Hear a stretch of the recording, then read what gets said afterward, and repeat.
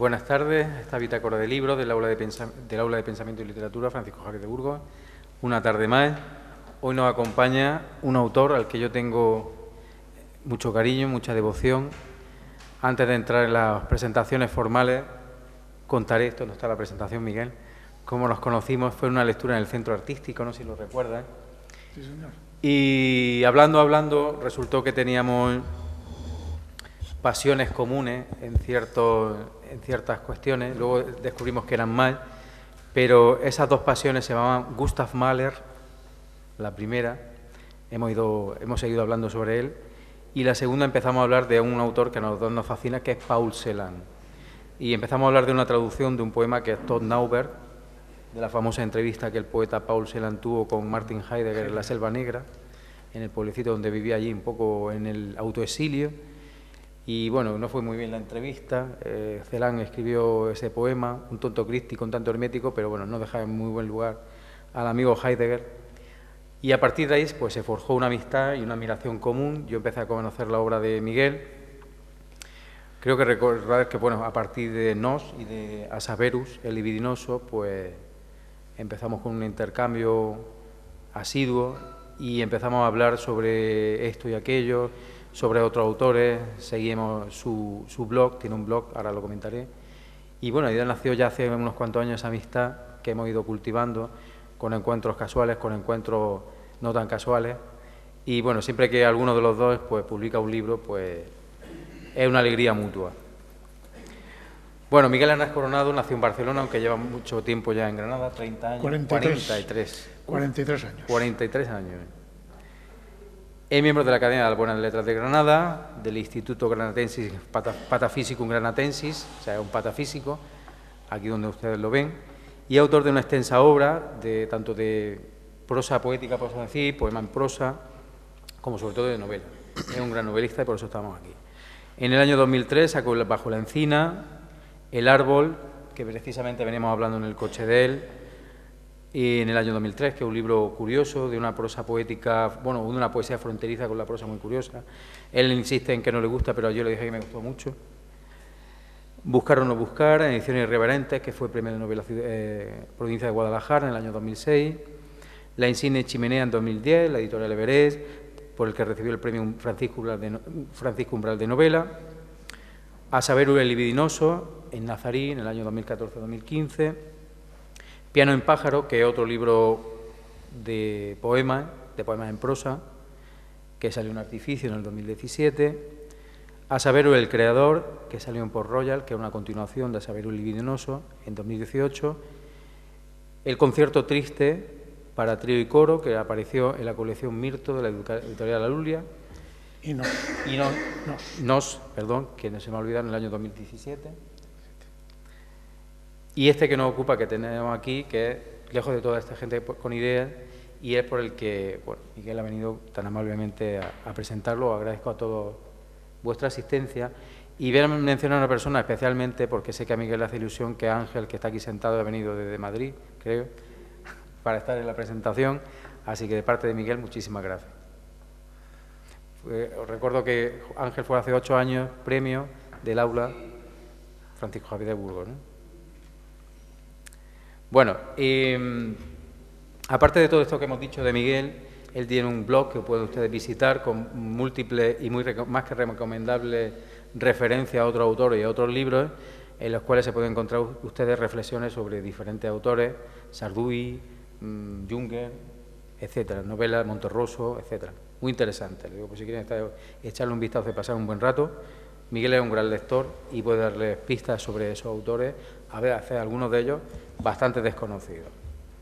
Bueno, lejos de toda esa gente con ideas, cuando a mí me llegó este libro, yo me lo leí de un tirón, llamé a Miguel y le dije que la novela me había encantado. Y bueno, antes de que él me dijera nada de tal, le dije, bueno, que sepa Miguel que ya he escrito una reseña para el Ideal de Granada, ya la he mandado. Así que, sí señor, te la mando para que lo sepas. No sé si estará bien o mal, pero bueno, es lo que yo he escrito y es lo que a mí me parece. Bueno, fruto de aquella lectura y de las conversaciones que hemos tenido, pues bueno, la voy a poner aquí para que lo veamos los dos. Bueno, yo he elaborado un pequeño cuestionario para que Miguel pueda leernos fragmentos, pueda hablarnos de la novela y si ustedes lo tienen a bien, hacer preguntas cuando ustedes lo deseen. La novela se cuenta desde la perspectiva de su protagonista, Roque San Ramón, un emigrado del campo aragonés a la bulliciosa Barcelona de finales de los años 20 del siglo pasado. ¿Quién es el protagonista? O sea, ¿quién es este Roque San Ramón? Bueno, de entrada he de aclarar que Roque San Ramón no soy yo, ni mucho menos. O sea, no tiene nada que ver conmigo. Roque San Ramón es un hombre muy sencillo, no alcanza ni muchísimo menos la categoría de lo que aquí en Granada se le llama simplón, pero sí es un hombre sencillo, un hombre que lo único que quiere, lo único que pretende es vivir tranquilo, tener una familia, tener un trabajo y morirse en su cama rodeado de los suyos. Eso es todo.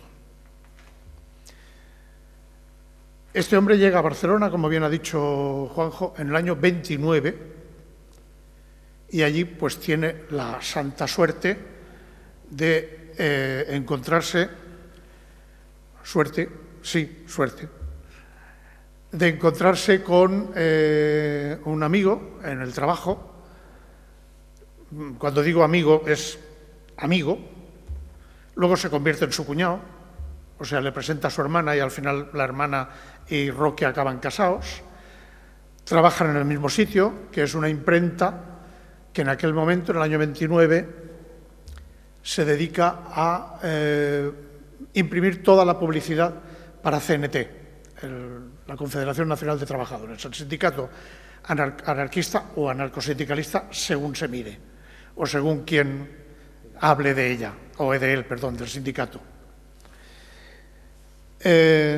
Bueno, llega un momento, o sea, debo aclarar también que la novela, sí, al final, yo digo, o sea, al final de la contraportada, yo digo muy claro cómo acaba, con lo cual no tiene intriga el final, porque al final este tipo de gente siempre acaba en lo mismo, este tipo de gente buena, simple, normal, ese tipo de gente que pertenecen a la tercera España. Machado decía aquello de las dos Españas. Bueno, pues sí, debían haber dos, pero también había una tercera, que era este tipo de gente que no se querían pelear con nadie, no querían matar a nadie, ni que los matara nadie, ellos querían vivir su vida en paz. Eso sí, con un cierto sentido de la justicia, claro, pero tampoco como para ponerse a darse de tortazos con nadie. Pues este hombre, en el año 36, en el alzamiento, el 19 de julio, que es cuando fue el alzamiento en Barcelona, pues le matan al cuñado, o sea, su amigo del alma, su hermano del alma, pues lo matan. Entonces él, eso le afecta tanto que, desde luego, pues se pone al servicio del ejército de la República, acaba la guerra. Y en Francia, porque evidentemente tiene que salir volando, pues en Francia se une a un grupo de guerrilleros, pero él solo se une al grupo de guerrilleros por el afán no de recuperar España, ni ningún afán ideológico, idealista, ni nada parecido, sino solamente por recuperar a su mujer, que al final la recupera porque es su mujer la que entra en Francia, y sobre todo a sus dos hijos, a sus dos gemelos. Con esto yo creo que el personaje queda más o menos definido. Siempre que hablo de Roque San Ramón digo esas dos cosas. Primero, que no soy yo no soy tan simple, soy muchísimo más complicado, y que me aguante quien quiera. Por ejemplo, aquella señora que está sentada allí al fondo, que es mi mujer, y que me aguanta, yo nunca he sabido por qué. En fin, si le gusta, vaya ella verá. No soy así de simple. Sí he caído en ideologías, ahora soy muy viejo para ideologías, no, ya no. Que en fin, que no soy Roque, vamos, que no, ¿eh? Y luego me gusta hablar de eso, de las tres Españas, no hubo dos. Mi padre, por ejemplo, fue de esa tercera España que no se quería pelear con nadie. Si alguien puede parecerse Roque, podía ser a mi padre. Tiene muchas cosas de mi padre, sí. Mi padre no era tan sencillo, tan simple, pero tiene cosas de mi padre. Gracias. Bueno, seguidamente, tú bien has mencionado que la novela se ambienta en Barcelona. Barcelona, una ciudad crucial en este momento, y la Barcelona que se describe en la que sale de la dictadura, apoyada y financiada por la burguesía catalana de entonces, la instauración de la Segunda República, el golpe de Estado, el triunfo del bando golpista lleno de contradicciones e ideas, de conformismo, de esperanza, de miedo y de clandestinidad. ¿Cómo y quiénes son los personajes que lo habitan? Porque hay muchos personajes en la novela, tanto obreros, prostitutas, señoritos, chulos, anarquistas. ¿Y cuál te gustó especialmente construir y por qué? Esas son dos preguntas, pero antes de contestar a esas dos preguntas voy a aclarar una cosa. Max Haupt, el escritor de origen alemán judío, escritor español, además con una prosa española soberbia, Max Haupt dijo que uno es de allí donde hizo el bachillerato. Yo nací en Barcelona, me vine a la provincia de Granada, a Guadix concretamente, donde conocí a mi mujer. Me vine en el año 80, en septiembre del año 80, o sea, llevo más años en Granada que en Barcelona. Me parece que casi he perdido el acento catalán. Me cuesta un poquillo hablar en castrojo, pero si me pongo también me sale.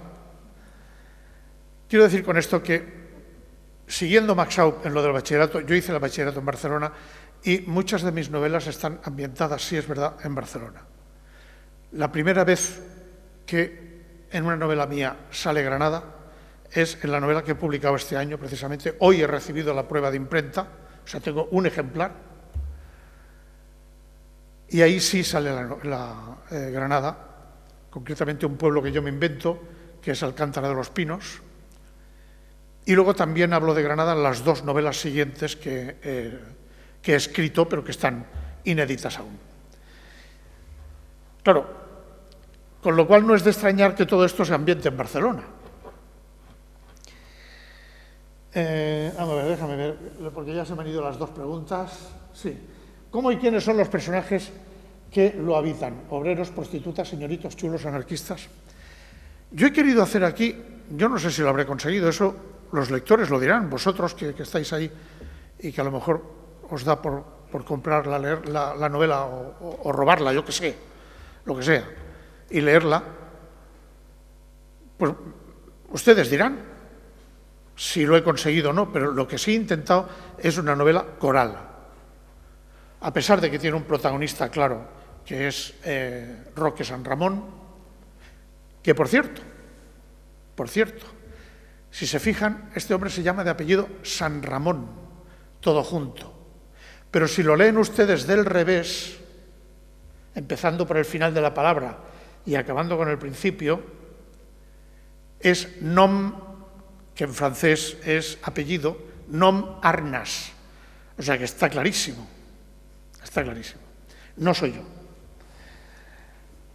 Como tal novela coral, pues yo he intentado sacar muchos personajes secundarios.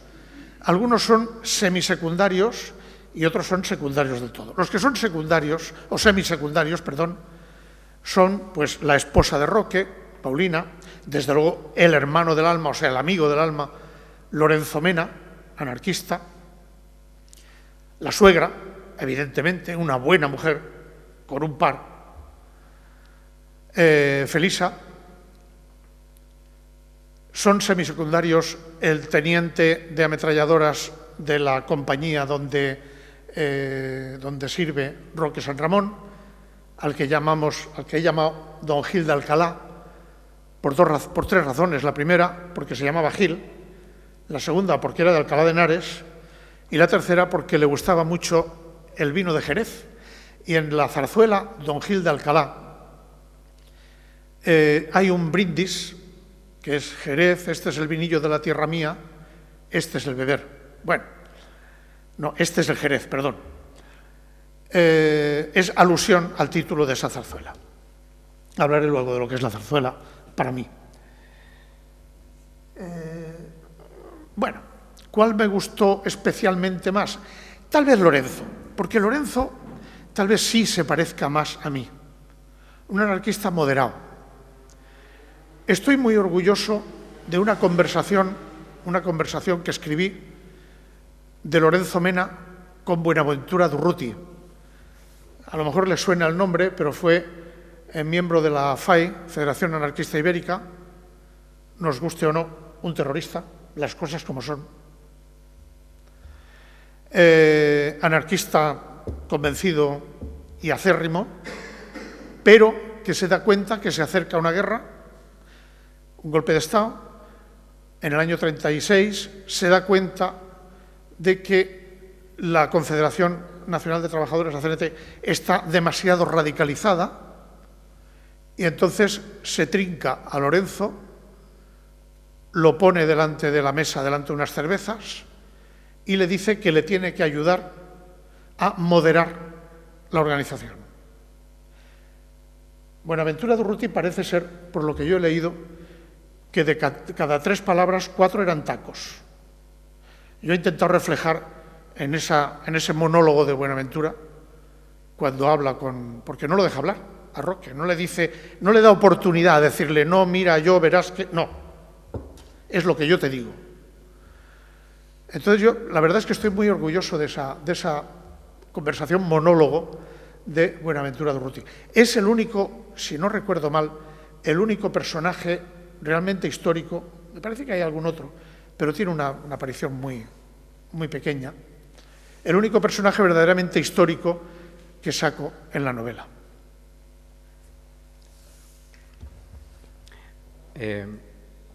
Hay una especie de momento o movimiento de ascensión en la novela.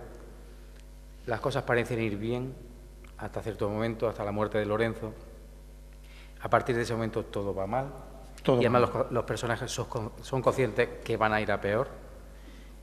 Y claro, hay 2 personajes, Miguel le ha llamado secundarios, pero de alguna manera son como 2 espejos los que se mira el protagonista, San Ramón. Roque pues está como a medio camino entre estos 2 personajes, ¿no? Entre los 2 hermanos, Paulina y Lorenzo, y cada uno de ellos representa como 2 fases de su propia naturaleza, creo yo. Y claro, pero cada uno de ellos pues ocupa un lugar muy distinto en la novela, porque ocupa, por así decirlo, un espacio muy diferenciado en la novela. Y bueno, no es casual que aparezcan y que tengan esos papeles tan diferenciados, y quería preguntarle a Miguel, porque si es así, además, ¿qué perseguía al hacerlo? Sí, bueno, quería hablar al final, pero en vez de hablar al final, hablo ahora.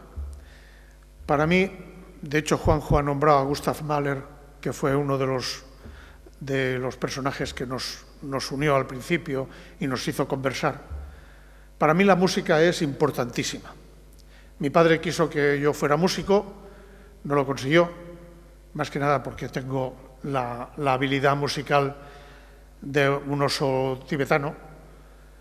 Entonces, pues no acabé de los estudios de música, pero me quedó una grandísima afición por la música, sobre todo la música clásica y el jazz. Lo que pasa es que aquí homenajeo a una música que no es ni la clásica ni el jazz, que es la copla y la zarzuela. Lo que decía de don Gil de Alcalá.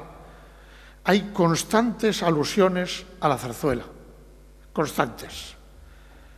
A mi padre le gustaba mucho, se sabía algunas canciones, algunas arias, es que no se llaman arias, no me sale ahora el nombre de las canciones de las zarzuelas.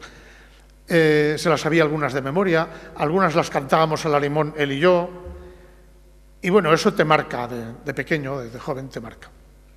Entonces aquí quise hacer un homenaje a la zarzuela. En la música existe una cosa que se llama el contrapunto. Es decir, ustedes habrán visto tocar a un pianista, por ejemplo, que anda con la mano derecha por aquí y con la mano izquierda por allí. Claro, yo que tengo un psicomotriz hecho polvo, pues resulta que evidentemente me hubiera hecho un lío con las manos derecha e izquierda y al final habría acabado tocando el piano con los pies. Por eso no servía. Menos mal que no continué porque hubiera hecho una carrera horrorosa, peor que una carrera en la media. Entonces, esa compaginación entre la mano derecha y la mano izquierda, digamos, ese desarrollo que llaman los músicos vertical, porque se interpretan a la vez 2 notas y las siguientes notas también son 2 a la vez, o 3 o 4, en un acorde. Ese contrapunto en literatura se puede reproducir con lo que ha dicho Juanjo, es decir, montar dos personajes, o tres o cuatro, que sean espejo, contraposición. En el espejo se reflejarían uno en el otro, pero puede ser un espejo deformante. En la contraposición no quiere decir que sean enemigos, porque pueden ser complementarios perfectamente. De hecho, yo creo que aquí Roque y su hermano del alma, Lorenzo, son complementarios. Uno es un idealista que se le va la olla por ahí y el otro sencillamente quiere vivir la vida, nada más. Entonces, sí, son eso, espejo deformante, complementarios, sí, claro. Bueno, en la página 277 del libro hay un personaje, que ahora explicará Miguel quién es, Celedonio, y le dice al protagonista estas palabras: mantente alejado de toda esa gente con ideas, le decía. En España existe el pícaro y el inquisidor, y de los dos siempre es el mejor el primero. Los españoles, insistía, somos gentes de pocas ideas. Nosotros vivimos, no teorizamos. Pero por eso, cuando pillamos alguna teoría, nos aferramos a ella creyéndola la solución a todos nuestros problemas, pesares, nuestra pobreza y nuestro estoicismo. Bueno, este personaje Celedonio, que ahora explicará a Miguel quién es. Don Gil de Alcalá. Exacto. Bueno, pues indica, aparte de indicar por qué la novela se llama así, pues habla un poco de ese problema de la sociedad española anclada en una ignorancia casi secular, casi congénita a nuestra propia sociedad. Y todo apunta, o al menos los personajes, tienen pocas ideas, pero como he dicho antes, parece que van señalando cuál va a ser el desenlace de la novela. El desenlace de la novela no parece una sorpresa.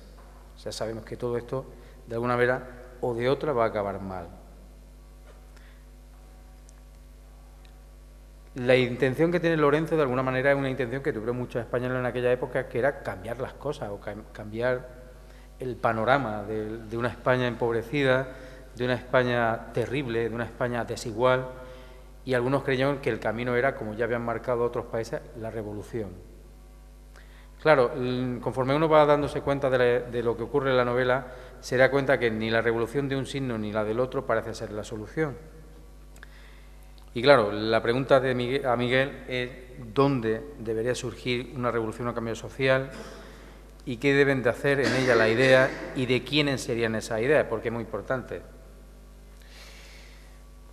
Si ustedes se leen la novela, se percatarán de que lo que Celedonio, el teniente, don Gil de Alcalá, le dice a Roque no es que España se divida en pícaros e inquisidores, sino que en España hay pícaros e inquisidores. Luego hay otra gente que no son ni pícaros ni inquisidores, claro. Y lo que le dice es que de los dos pícaros e inquisidores, los mejores casi son los primeros, porque los segundos siempre acaban montando el trifostio. O sea, vale más que te roben la cartera que no que te corten el cuello, eso por supuesto.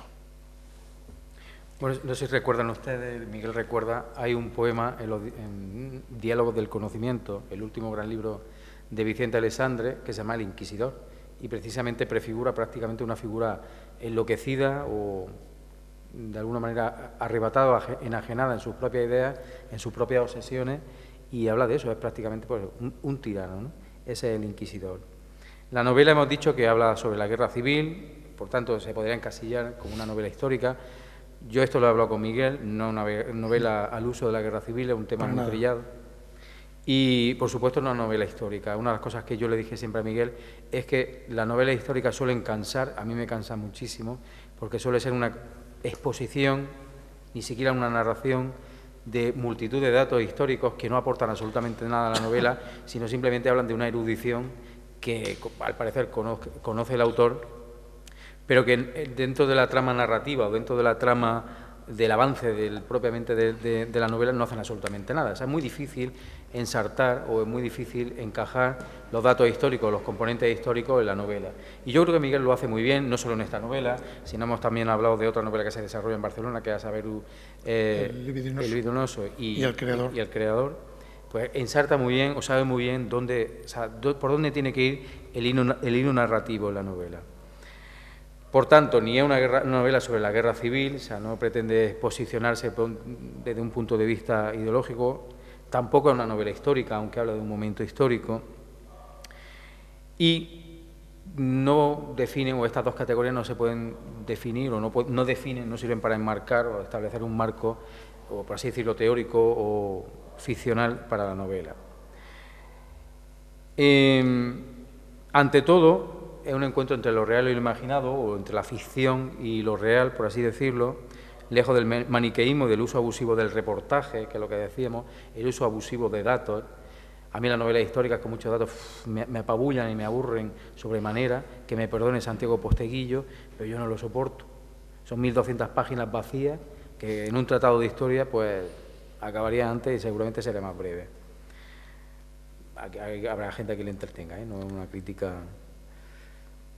Y a mí mi pregunta, claro, y es una cosa que siempre me interesa mucho, es cómo ha planteado Miguel el relato, cómo ha planteado la narración en sí, la construcción de la narración. Bueno, como bien dice Juanjo, no es una novela histórica. El único personaje histórico de verdad que sale es Durruti, y es una página, no hay más. Sí me tuve que documentar, claro, pero tampoco fue una documentación exhaustiva, y aquí no la reflejo, porque no, ¿para qué? Tampoco es una novela sobre la guerra civil, aunque entra la guerra civil, porque el personaje Roque llega a Barcelona en el 29 y lo matan en el 45, con lo cual entre el 29 y el 36 y entre el 39 y el 45 pues hay mucha más parte de novela fuera de la guerra civil que lo que es la guerra civil. De hecho, la novela tiene 3 partes: paz, guerra y muerte. Paz, que es desde el 29 hasta el 36, ocupa la mitad de la novela. Tal vez porque ese mundillo de la formación de la familia que tiene Roque, esa casualidad de encontrarse con su amigo Lorenzo, de crear esa vida que él ve como futura y que se la mandan a tomar por saco pues 4 inquisidores, pues que los inquisidores no tienen por qué ser religiosos. Me dirán a mí un duro por cada inquisidor político que ha habido y hay. O sea, los duros no cabían aquí, claro que ahora ya los duros no valen para nada. Quiero decir, 1 euro nada más que me dieran por cada uno, las monedas no cabían aquí, por supuesto. La paz, eso ya digo, ocupa la mitad de la novela, y guerra y muerte las otras 2/4 partes, digamos. Se me ha olvidado de por dónde iba la pregunta. La revolución, sí. Hablaba Juanjo de las revoluciones y de cuándo podían o debían tener lugar. Vamos a ver, seguramente esto sorprenderá a mis amigos Ana y Ángel, que me conocieron hace, pues, 40 y cuantos, en el 77 o 78. Pues la tira, 46, casi medio siglo. Pues les sorprenderá porque yo entonces era bastante revolucionario y yo he evolucionado. Y ahí está la palabra. Las revoluciones no salen bien nunca, nunca. Salen bien las evoluciones. ¿Ustedes se imaginan qué tuvo que pasar para que el cuello de la jirafa creciera en altura? ¿Y a qué velocidad? ¿Cuántos cientos de miles de años hubieron de sufrir las pobres jirafas para que se les fuera alargando el cuello hasta llegar allí? Pues así son las sociedades humanas. Las revoluciones, en el siglo XX hemos visto algunas y, jolín, hemos tenido que pagar por ellas. Bueno, los aquí presentes no, porque no las hemos sufrido apenas, pero vivimos una evolución que fue la transición y puede ser muy criticable, puede ser muy horrorosa para algunos, tal, pero mira por dónde no costó tantas muertes como las 400.000, así por la cara, que dice Jackson que hubo entre la guerra y la posguerra. O sea que, bueno, a lo mejor no fue tan mala, no lo sé. Por eso digo que una de las preguntas decía Juanjo, ¿cuándo las revoluciones? Pues yo creo que nunca, ¿para qué? Los cambios bruscos, eso, pues bueno, sí, todos hemos sufrido cambios bruscos en nuestras vidas. Por ejemplo, pues yo emigré, me vine para acá desde Barcelona y ese cambio brusco pues lo sufrí, claro que lo sufrí. Pero bueno, una cosa es una persona y otra 500.000. Bueno, al hilo de lo que decíamos antes, conforme va avanzando la novela, parece que se va operando, parece que se va gestando un cambio en los personajes, el mismo ritmo narrativo, ¿no? Hay un cambio, al parecer, yo se lo decía a Miguel, desde lo abierto a lo cerrado, ¿no? De la esperanza a una inercia, a una especie de aceptación ante... Y el único que parece resistir, no sé si es así, es lo que quiero que me conteste, es Roque. Sí. Curiosamente. En efecto, Roque es el único que resiste porque en realidad no se aferra a una idea, no se aferra a una sensación de fracaso. Para él el único fracaso de verdad, que sufre es que ha tenido que pasar a Francia y no puede ver a su mujer y a sus hijos. Ese es el fracaso para él. Todo lo demás. España. Sí, claro, sí es donde vivía.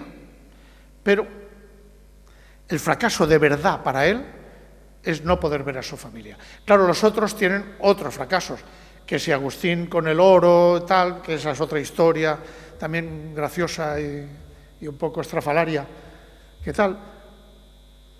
Los otros con sus ideas, el guerrillero al que conocen en el año 42 o 43 hasta el 45, que hacen la acción final, y allí es la masacre de todos ellos, pues el guerrillero tiene esa obsesión de recuperar España, de arrebatársela al fascismo y tal. Él no. Entonces esa sensación de fracaso o esa sensación de rotura de la esperanza no la tiene, claro que no la tiene, evidentemente. Bueno, la novela, como han visto, se va moviendo en diferentes lugares, en diferentes escenarios, Barcelona, Francia, los Pirineos, y hay también un momento muy crítico que es cuando, bueno, se separa de la familia y, bueno, Roque, después de la muerte de su cuñado Lorenzo, pues se tiene que ir a combatir y combate sobre todo en el frente del Ebro, donde hay una especial crueldad. Ya saben ustedes que esa campaña fue especialmente cruenta. Sin embargo, cuando lo describe Miguel, esto no es una pregunta, es una afirmación, cuando lo describe Miguel hay incluso cierta plasticidad y cierta belleza en la descripción que nos recuerda a esa especie de heroicidad de los héroes clásicos, ¿no? Y de los héroes míticos, incluso homéricos, que afrontan su destino con un poco de, ¿no? Con la cabeza alta, ¿no? Y con la cabeza sabiendo lo que va a ocurrir, ¿no? Y Roque, tanto Roque como Celedonio, pues son un poco así, ¿no? Unos héroes homéricos que afrontan su destino. Sí, eso quería yo decir también. Vamos a ver. Tú has nombrado a los héroes homéricos, o sea, Homero, y bueno, ese tipo de héroes en el siglo XX y sobre todo, al menos en la literatura del siglo XX, ya apenas existen. Existe lo que se llama el antihéroe, o sea, héroes aficionadillos que nada, no... Sí, claro que se juegan la vida lo mismo que los otros, pero con una especie de sensación previa de fracaso.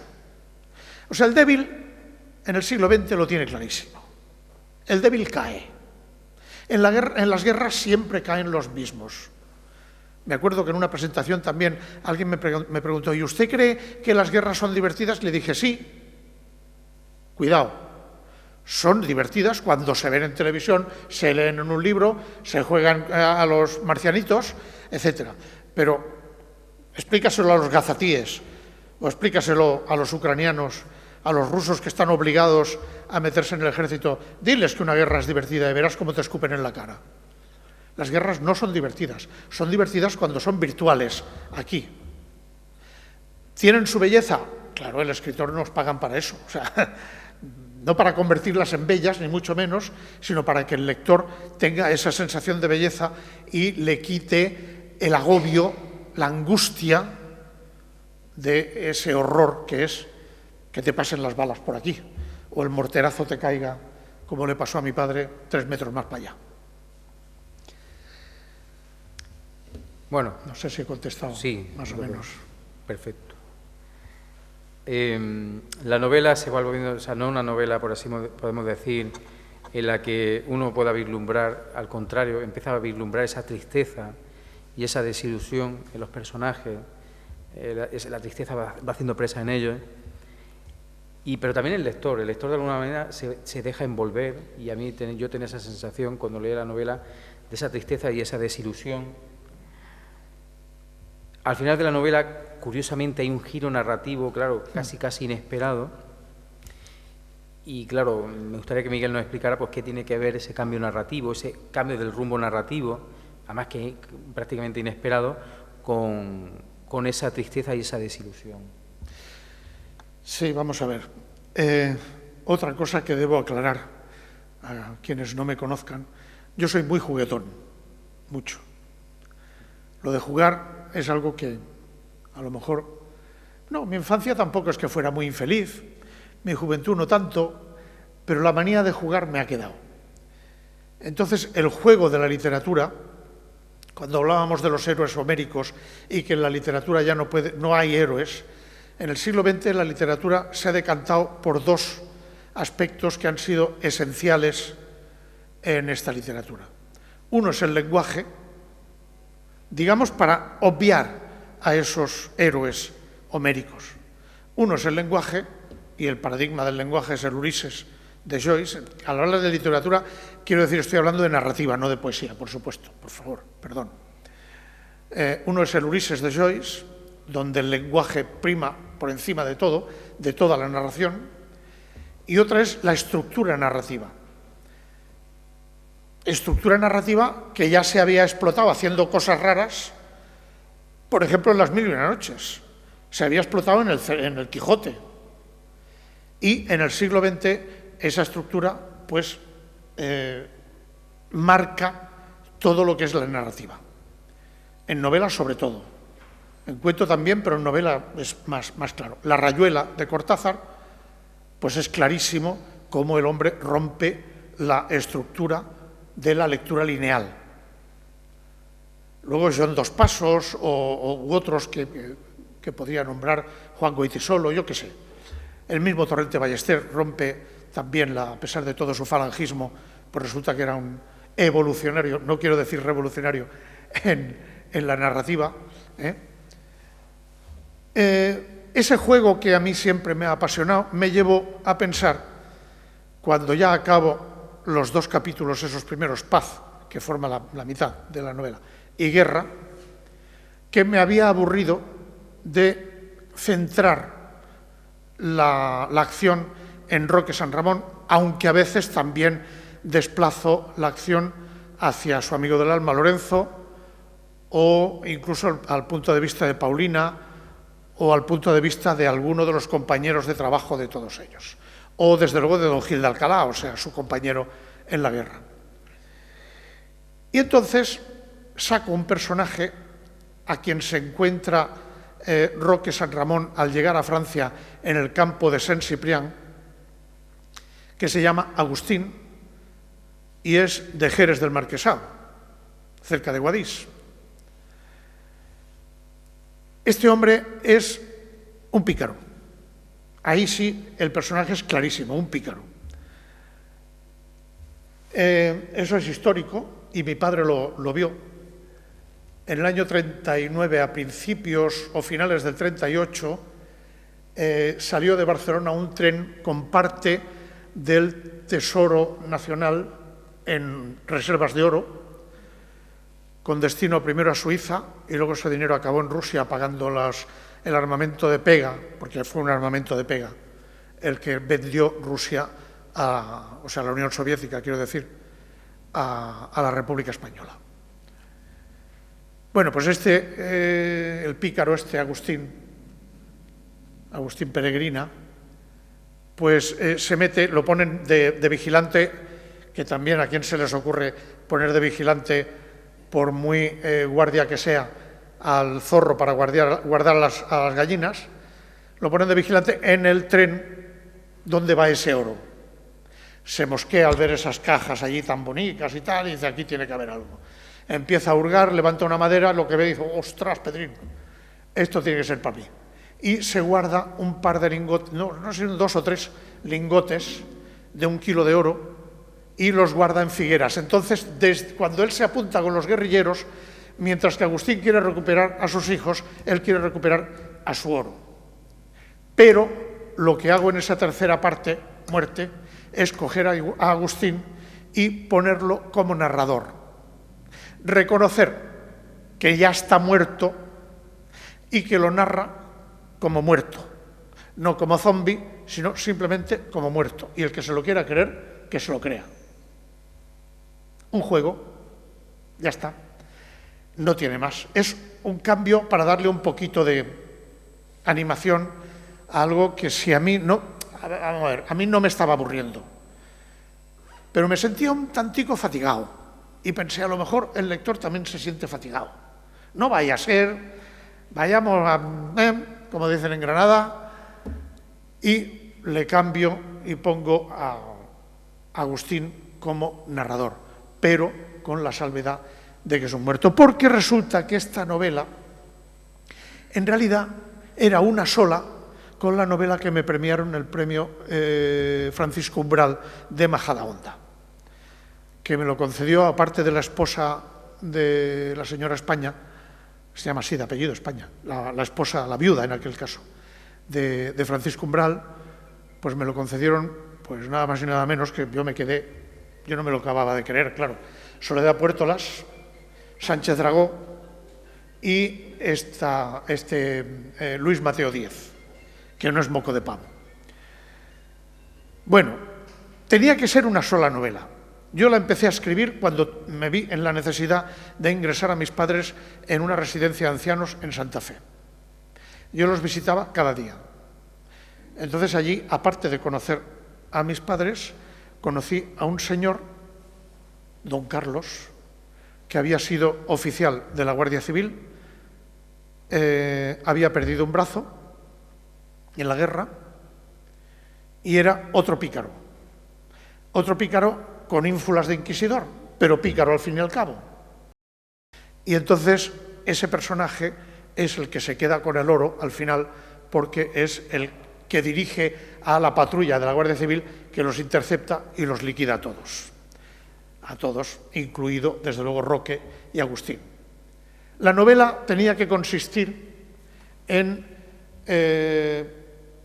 un lugar donde en Cataluña hay montada una residencia de ancianos, pero que a la Sacrosanta Generalitat le da por organizar el levantamiento, así en plan faraónico, de una chimenea edificada por un arquitecto tipo Gaudí, pero que no se llama Gaudí, y llevársela delante del Parlamento de Cataluña en el Parque de la Ciudadela.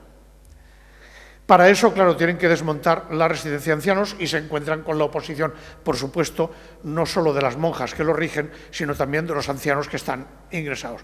Pero, repito, el débil ante el fuerte no tiene nada que hacer. Lo de David y Goliat, pues estará muy bonito, pero es mentira, que yo no me lo creo. Entonces, me di cuenta de que la novela se me transformaba en un tocho así, como dice un amigo mío, bueno para calzar mesas. Y separé las dos novelas. Separé La insigne chimenea, que era esta historia de el tal, donde uno de los residentes, en esa residencia de ancianos, uno de los residentes es Ulises San Ramón Mena, hijo de Roque San Ramón, uno de los dos gemelos. Ese es el puente de unión entre esas dos novelas. Por desgracia, no tengo ningún ejemplar de esa novela, porque cuando te dan un premio, de entrada, cuando vas a publicar en una editorial normal y corriente, lo primero que te dice la editorial pequeña, porque entrar en Anagrama o en Planeta y tal es soñar tortillas, como dicen en Cataluña, lo primero que te dicen es que tienes que comprar tantos ejemplares, con lo cual el editor, pues evidentemente, cubre gastos. al menos. Si luego vende algunos de esos ejemplares, pues bendito sea Dios. Pero yo de esta tuve que comprar unos cuantos ejemplares. Con lo cual, bueno, si en alguna presentación consigo vender alguno, pues yo lo agradezco infinito. Pero los premios tienen aún más mala sombra, porque si es un planeta, como te promocionan, pues entonces no hay problema. Si es un Nadal, lo mismo. Pero si es un premio relativamente pequeño, en el caso de la insigne chimenea, a pesar de los 3 del jurado figurones que me juzgaron la obra, pues lo que hacen los premios es publicar en una editorial relativamente pequeña, le pagan los ejemplares, la editorial te da tropecientos ejemplares que yo he ido regalando a lo largo de los años, me he quedado sin ni uno más que el que tengo yo para mí y el de mi mujer, y luego el resto de los ejemplares los recicla, que eso tiene mala sombra. Pero bueno, esa es la historia de los escritores que somos eso. En España, para ser conocido hay que ser conocido, o para ser famoso hay que ser famoso ya. Bueno, eso es lo que hay. ¿Qué le vamos a hacer? Bueno, esas novelas o esas narraciones narradas por muertos, nos recordamos Juan Rulfo y su Pedro Páramo. Así que a mí, de todas formas, el giro narrativo me pilló de improviso y me pareció muy divertido, ¿no? Poner en boca, además del pícaro de Guadix, toda la historia y todo el desenlace me pareció muy, muy divertido. Lo de los giros narrativos y lo de los juegos narrativos no es algo nuevo en Miguel, y no. Por eso la siguiente pregunta es qué vamos a encontrar en esta novela o qué similitudes o confluencias podemos encontrar con novelas anteriores. A ver, una cosa que yo odio es escribir siempre la misma novela. Me aburriría, como una ostra perlífera. Yo no soy capaz. Entonces, cada novela es una nueva creación. Y por lo tanto son no nuevos personajes, a lo mejor, porque he repetido alguno. Ya digo que Agustín vuelve a salir como narrador muerto en La insigne chimenea, y Roque, que aquí es un bebé, pues allí es un hombre mayor que está ingresado en esa residencia, aunque no es tan mayor como el resto de los residentes. Puedo repetir algún personaje, pero lo que no puedo es repetir historias, digamos. O sea, repetir, sí, narraciones, y no puedo repetir estructuras. Por ejemplo, ahí tienen ustedes, me he traído algún ejemplar que me queda, de Aixaverus el Creador, que es la segunda parte, y lo digo entre comillas, de Aixaverus el Libidinoso, porque tiene los mismos personajes, pero en realidad se puede leer como novela absolutamente independiente.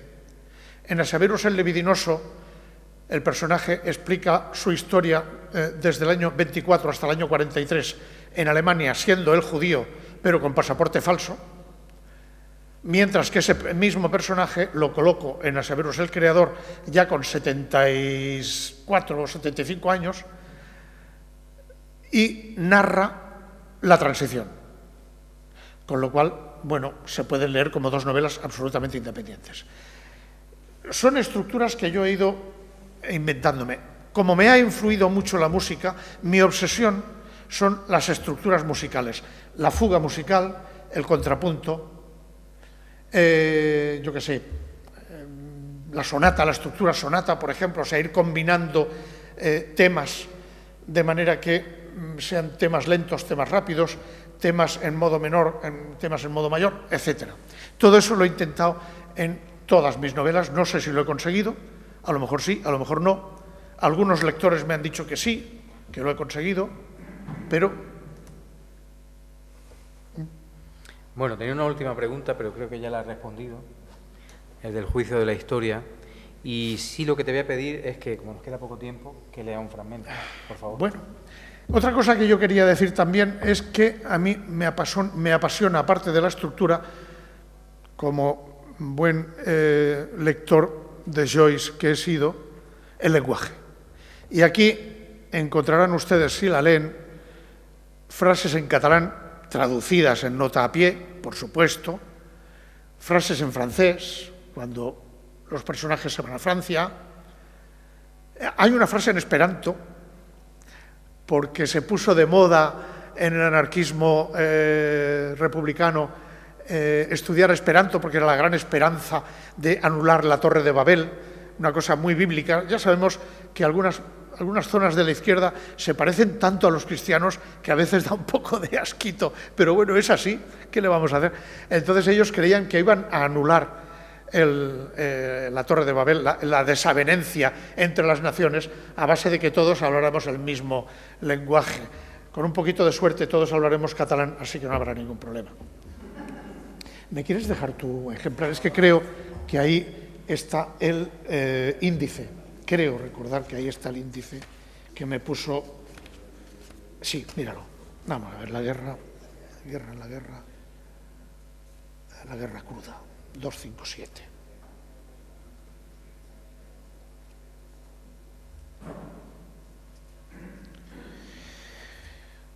Voy a leer algo de la guerra, por el aquel de que las guerras leídas son divertidas, pero solo las leídas, vistas en la tele, etc. A ver si les divierto. Una cosa que no hemos dicho es que la novela tiene un punto de vista, o uno de los elementos fundamentales de la novela, del contrapunto de la novela, es la ironía continua. Sí. O sea, porque Miguel es un irónico... La carne es débil. Exacto. Y el pescado se pasa antes. Eso es herencia de mi padre. Los dos éramos feos y los dos teníamos mucho sentido del humor. La sección de ametralladoras del teniente Gil, antes llamado Don Gil de Alcalá, se reunió de nuevo a mediados de diciembre, o más bien se reunió lo que de ella sobrevivía. Los 5 hombres que quedaron en Belchite, al mando de aquel oficialillo inexperto que mandaba la compañía, participaron en la ofensiva oscense de finales de septiembre y cayeron 3 en algún lugar entre el río Guarga y Sabiñánigo. 3 hombres ceñudos, fibrosos y con fe, todos padres de familia. Celedonio habló con Oliarte para recriminarle que de haber estado él allí, nadie de la sección habría caído. La conversación acabó a gritos y con un nuevo arresto para el teniente. Oliarte es el comisario político. Buena gente. La reunión fue para la toma de Teruel. Allí murió Arol. Murió de frío y de consunción. La sección fue emplazada en un centro al este de la ciudad. Se disparaba contra todo aquello que se moviera. Roque tenía que cerrar los ojos para disparar, contenerse las bascas. Como se contuvo la extrañeza al ver cantar a los hombres que llegaban en trenes y camiones hacia la ciudad. ¿Por qué estaban alegres? Se preguntaba. Deberían cumplir con su deber como quien limpia cloacas, porque no queda otro remedio. ¿A qué venían aquellos cánticos mientras otros camiones se llevaban a los heridos de la división Lister? Heridos también cantores, también alegres. ¿Por qué tanto entusiasmo? Quizá confiaban en que el calor de las canciones fundiría la nieve que caía con afición, con exclusividad, como si el mismo cielo quisiese descargar su furia mansa sobre la locura de algunos. Teruel había sido para Roque la capital de la provincia, más desde luego que Alcañiz o la Puebla de Híjar.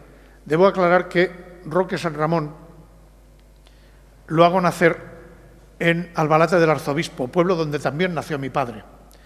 Un dato.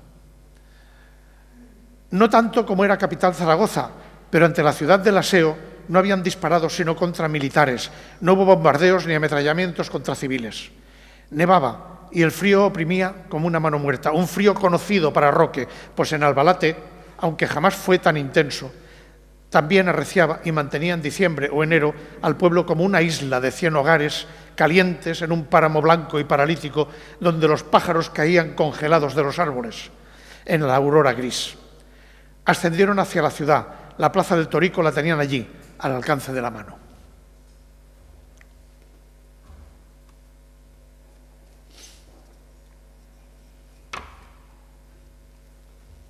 Vamos a ver.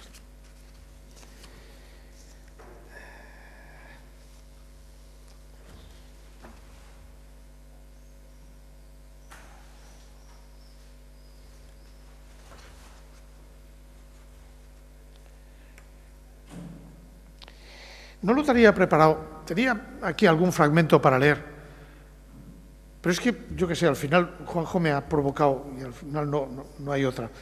Pero, ¿saben qué pasa? Que a veces esto me da la sensación, como en las tiendas de retales que le dan a las señoras los trozos de tela para que luego se compren los botones, pues eso, no sé, a mí no quiero tentarles a nada, sencillamente a amenizarles la tarde y nada más.